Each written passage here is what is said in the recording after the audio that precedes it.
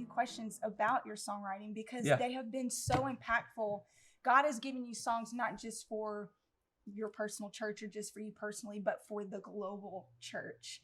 And one song that's just a great anthem for our church right now is Living Hope. We did it this past weekend, and it's such an anthem, just so scripturally sound, and just God has breathed on it, and God's breathed on a lot of your songs. So just would love to hear maybe the story behind that song. And Yeah. Some of these songs, I wish I had like more dramatic stories, you know? maybe some of the practical things is what some of yeah, us just- need to hear. So this is what I say. Like, one of the things that I've learned about songwriting for me is that songwriting takes a lot of work.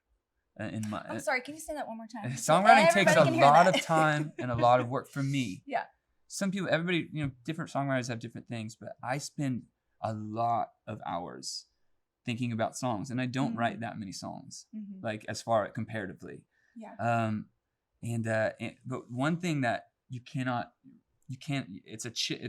chase, you can't work on is like these moments of inspiration that light your heart up so much that you think, okay, there's a song somewhere in here. And so I kind of liken it to like a gem or a diamond, like say that you're talking about the cross or the love of God or things, ancient truths we sing about in all these songs in different, it's like, but with a different angle of the sun and a different place you're holding that diamond, you just tweak it a half an inch and all the reflections change, and you're still looking at the same diamond and the same light, the same sun, but it's bouncing everywhere different, and so it's just, that's sometimes God just kind of opens your heart a little bit more to the reality of the cross for your life. And it doesn't have to be this huge new idea. It could just be like, wow, it's bigger than it's ever been to me. Yeah. And so then those moments, and that could be, you're singing a song and saying, Lord, give me something, and you get something. Or that could be in a Bible study, or man, I've written songs after I've watched movies and just been impacted by the story, Wow.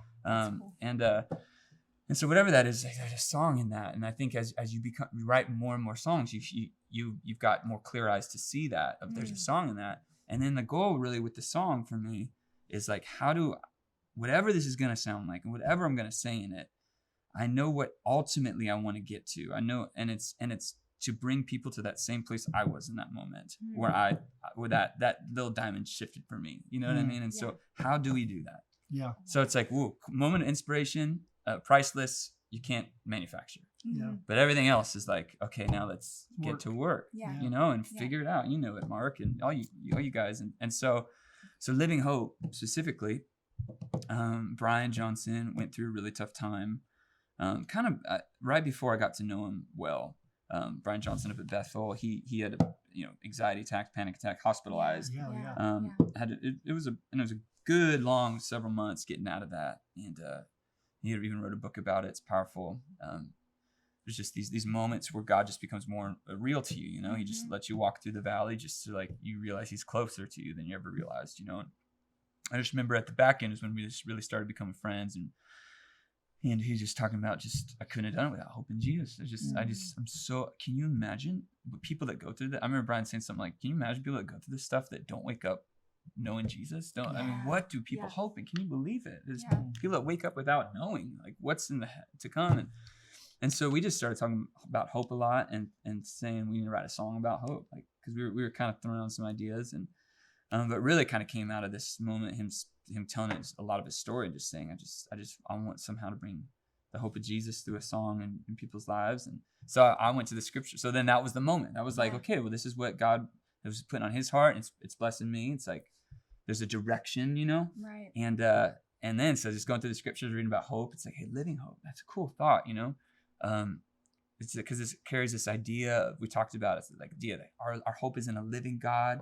He's proven He can live even after death, but also it's living in us. So it's like it speaks to who we are, and it changes it's like, cool, this is a multifaceted thing. And so then we start, and this is all over text, by the way. We had one phone call, so everything else is, so there's like hundreds of texts about living hope. Can I just say, this is huge for our writers to hear, because I think if you're a young writer, a lot of times you think it has to be a certain way. We have to have a certain environment. We've all got to be in this room. So this is amazing. Yeah. That's incredible. So the phone call was an emotional, sweet buddy phone call, about like what he's going through and stuff. But after that, it's just like text after text. And you gotta, I mean, I think me and Brian, we've written Living Hope together. We're talking today. 3 of the 4 songs we led, me and Brian wrote together. And it's because I found in him something that seems to be kind of rare, is that he's like relentlessly unaffected by the failure of not writing a song immediately, you know? It's like, and that's me too. I just love the chase. It's like, going. we know there's something here, so it's not good. We finished a song, but it's not great. Let's rewrite it. Finish the song, it's not great. It's like, it'll get good once, you know? So that's another thing too, is fight for not settling on anything. Like, which is so great. Like, don't wait. Don't be like, okay, here's a second verse. Okay, let's get back to the chorus. It's just try to get every moment. Like, you cannot wait to get to it. You know, this is so good for our writers to hear that. It's just like, it's not just about that bridge moment. It's not just about it's just like everything. The goal is everything works together to get people from like point A to point B. So Living Hope, like I finally landed on. We had a whole different idea. And then I sent him this hymn vibe for a different song. He's like, bro, what if Living Hope was a hymn? I was like, okay, let's do that. That's amazing. So then we went in that direction. And there's like you said, it's pretty rich with like theology and some gospel stuff. And so we took a long time, a lot, especially that third verse. We felt like it needed to be the verse of like, okay, this is the resurrection moment. It is. It Took a long time. And I remember the breakthrough moment. I was pacing outside my house. Just like we're texting back and forth. What about this? Nah. What about this? Nah. What about this? Nah. And I'm just like, Lord, I feel like this. I knew it was gonna be so special. I was just like, what is it? And then he started talking about like, he's the Lamb. So we just like, he's the Lamb of God. He Lion. He's this. I'm like roaring. And then it all just kind of came, you know.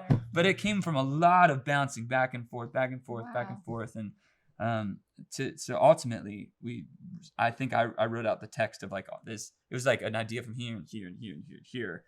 Became this verse, and he's like, bro, it's like, I think we're done. Well, and think about like the thought of, had you not really worked so hard, you and Brian, to get that third verse, like, because I know for us, when you go into the third verse, it's like people are like, okay, we're ready. Yes. You know, and it's it's like, here's the story, but now this is it. It's kind of it's the gift that you give them.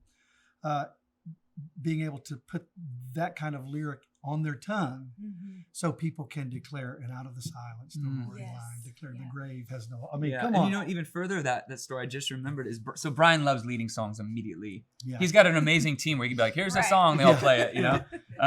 So he's like, I'm leading it this Sunday, you know. And then I was out on a tour, and so I was in my bunk, and and I remember getting like that morning after their 8:00 service. And he's like, bro, this song. Bro. Sure. But he's like, dude, I changed the third verse because we had written a full third verse. He's like, I sang that, grave has no claim on me, and everybody started cheering. So I was like, let's sing it again. He's like, so he's like singing it. So even in real time, it wasn't that short of a verse at the point. So it's just like, it's all these moments just kind of ultimately get to this point of like, I think it's ready. Now, Phil, when you're writing, do you feel like lyrics usually come to you first, melody, music, or does it just depend on the song? It kind of depends. It does feel like there's a moment where, like, even if it's a one line, there's like a one line thing of like, that's the crux idea of the song, and that's a good melody for it, you know. But that's a hard question to answer because it's pretty ambiguous and nebulous. But more often than not, it used to be me weighing music first all the time. Probably when I cared more about like how the music came off than I cared more about how the song would lead. I probably have grown into a place more now where I care more about how the song would lead rather than like, is this music I'm going to be proud of? It's just that's just something I've grown into. I'm not saying it's what you should grow into or anything like that.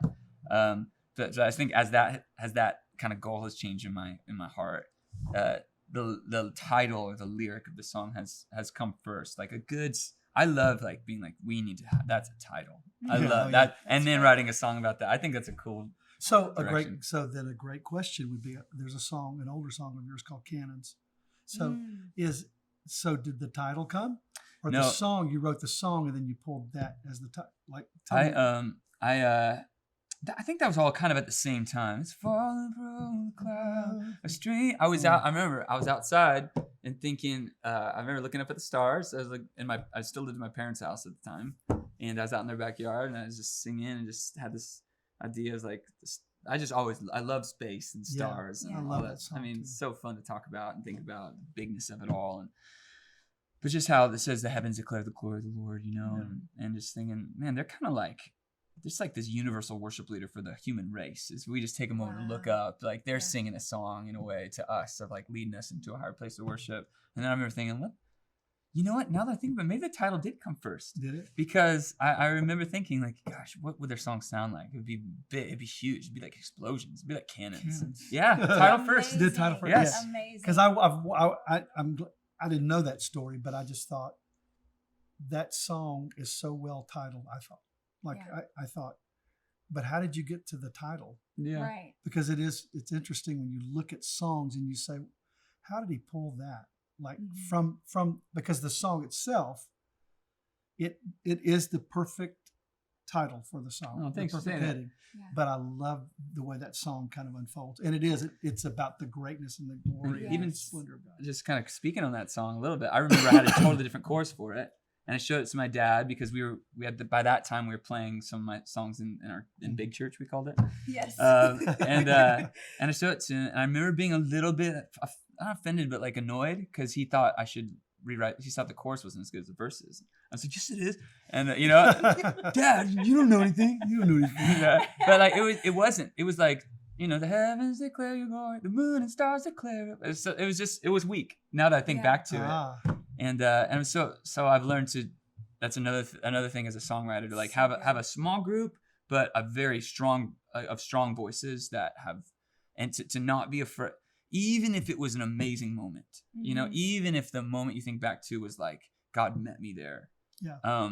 To not think to not, you should be always open-handed with it. You know what I mean? Good. Like it can all just, now I've gotten to a place of like, if anybody says, can I just say one thing? I'm like, please. Yeah. That's amazing. Yeah. Like, please. Because I've just good. seen the fruit of that. You know what I mean? Over and over. So how do you know, that's so good for our writers to hear. How do you know when you should let go and keep loosely and be like, okay, I'm open, and then maybe there's those moments where you feel like, I just feel like there's something on this to where you want to fight for that thought or I think that's just you go with your heart, if you really want to fight for it. But also, like, if there's enough people that you trust that are saying it's not that good, it could be better, then trust it, and then use that, and whatever that idea that wasn't that good, find what was beautiful and you loved about it, and tweak it a little bit and make it another song, So good. Like, just it's not, doesn't mean it's dead. Yeah. It just means it's just, I would really, just from my experience, trusted voices,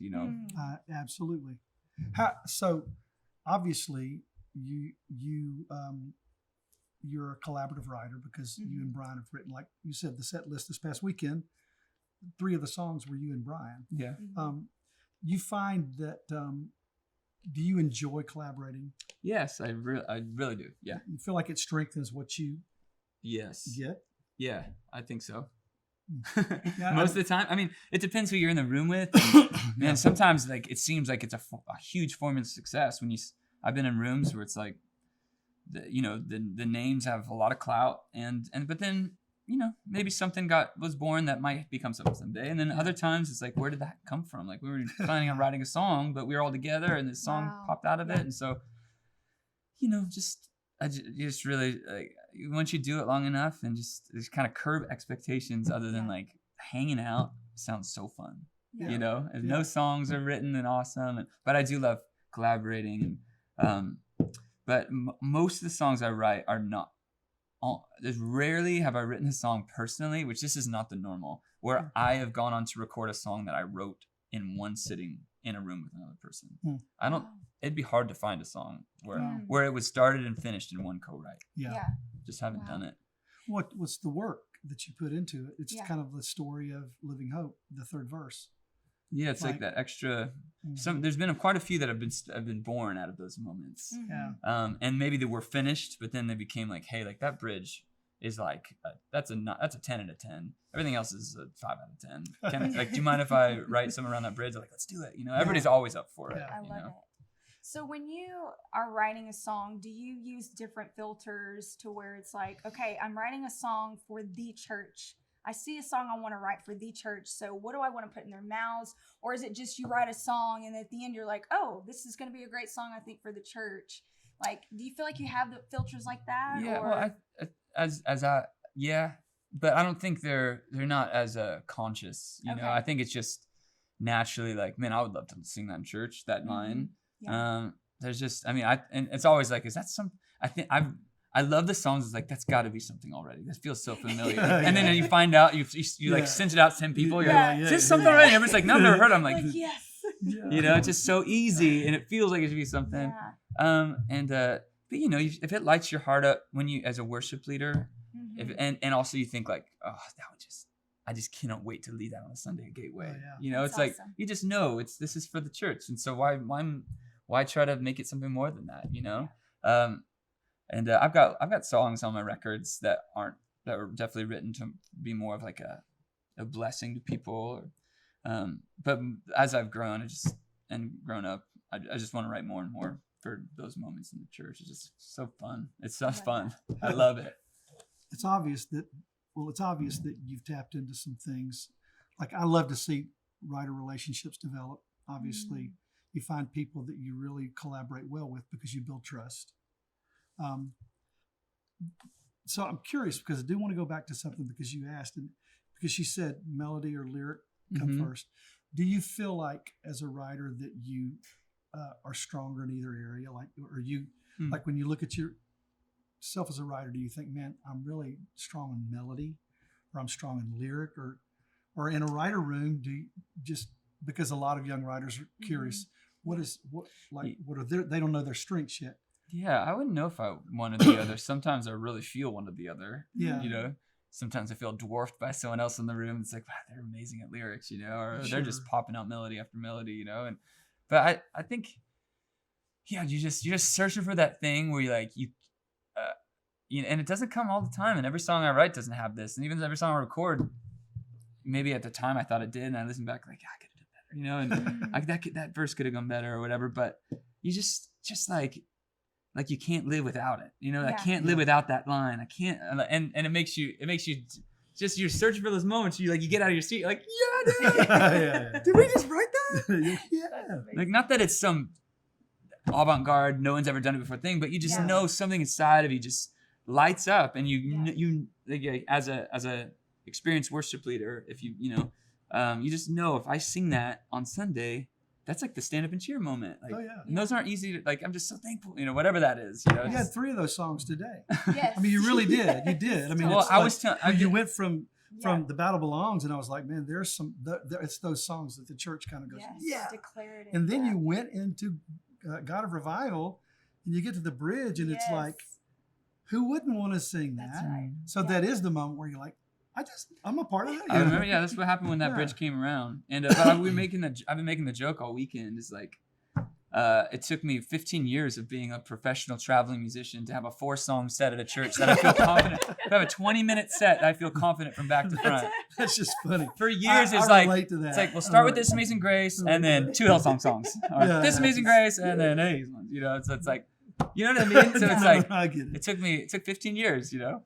So. I think that's so encouraging for our writers to hear that, you know, just the persistence and just being the faithfulness. And I would just ask you, what are maybe some just encouraging words you would give to some of our songwriters that are listening who might be discouraged or might want to throw in the towel, or wherever they may be, just a word of encouragement you might give them? Yeah, well, I'll start it by saying a quick story, the very quick version of This Amazing Grace was written.